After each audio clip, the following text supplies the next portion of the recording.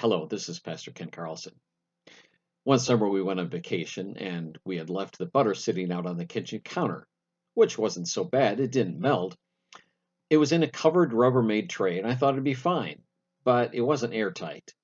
And these tiny little grease ants had gotten in and they were lined up in a little black fringe around the edge of the butter. It was like piglets at a feeding trough. A small traffic line of ants was going back and forth from the butter tray to wherever their nest was. The stick of butter ended up in the garbage, but you have to admire their hard work. Solomon wrote, "Take a lesson from the ants, you lazy bones. Learn from their ways and become wise. Though they have no prince or governor or ruler to make them work, they labor hard all summer, gathering food for the winter." I didn't count the ants, but I'm sure that between the stick of butter and all the ants lined up there, and the ones in the nest and the ones going back and forth, there were hundreds of them. They didn't need a dictator to force them to work.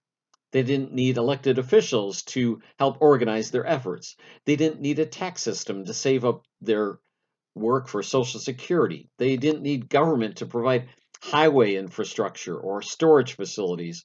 They didn't need lawyers to resolve civil disputes over property.